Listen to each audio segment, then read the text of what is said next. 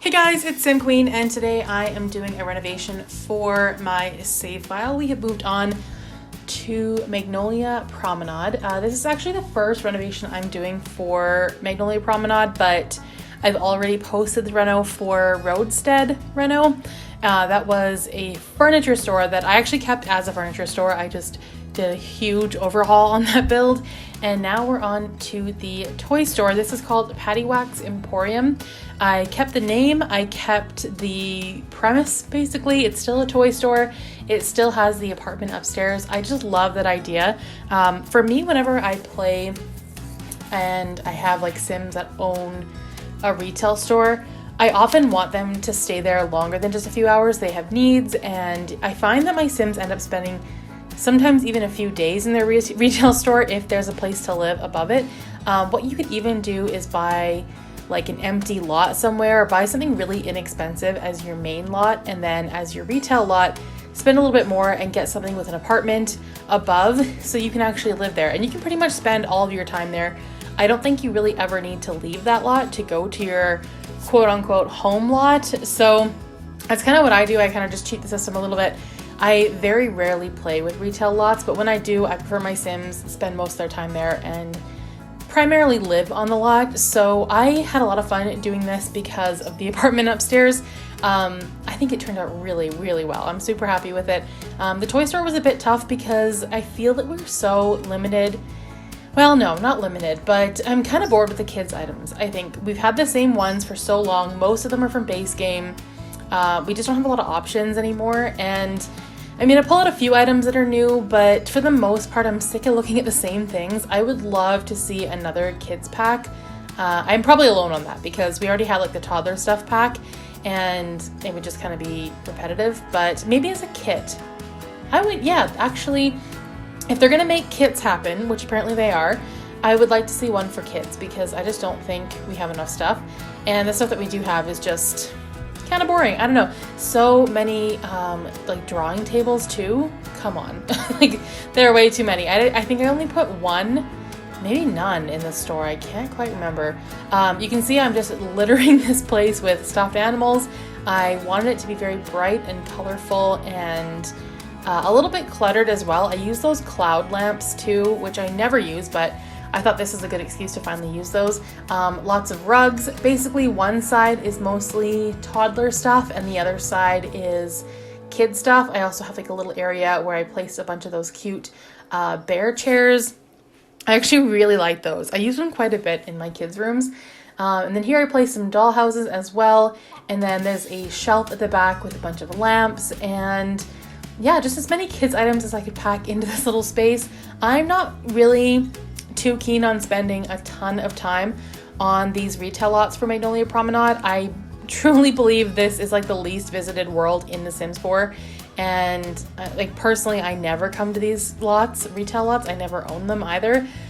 This one I think would be fun to own. I think that would be a good time, but only because there's a place to live upstairs, which is like the selling feature for me.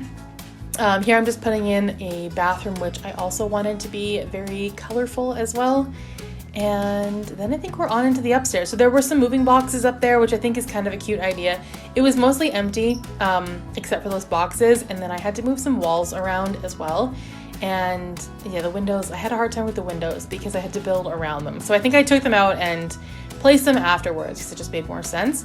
But the apartment is very small. It's just a 1-bedroom, has a bathroom. It kind of has everything you need. I even put a computer, and there is laundry in this little apartment as well. But I'm just so thrilled with how it turned out. I think the color scheme is really cute. I could see my Sims living here. I could definitely play in this, on this lot. I would have no issues living here full time. I think it'd be really fun. I was building this actually while I was listening to Hip Renee's brief history, one of her videos, the Chris Watts one. So now as I'm watching this, it's kind of taking me back to the information I was receiving as I was building this, which is kind of weird. But yeah, as I'm building this, I'm just thinking about that video. If you haven't checked out Hip Renee's brief history videos, you definitely should. They are addicting. If you're into like true crime and like murder podcasts and that kind of thing, it's like that, with a crossover of The Sims. It's just so up my alley. Anyway, so here I'm building the laundry area. So it's kind of like a little hallway that breaks off into the bedroom and then the kitchen on the other side. I do think I probably spent equal time working on the toy store and the apartment. I maybe spent too much time on the apartment, but for me, I just think it's nice to have like a nice living space if you're going to own a retail store and if you're going to primarily live there as well. So yeah, and because let's face it, I am more into residential lots than community lots. It's no secret that community lots just aren't really my thing. I try really hard to be good at them, but it's a struggle for me. It does not come naturally. I really have to do a lot of research and put in a lot of effort. I think I'm getting a little bit better, but this renovation was the first one I actually did, and I was pretty happy with it.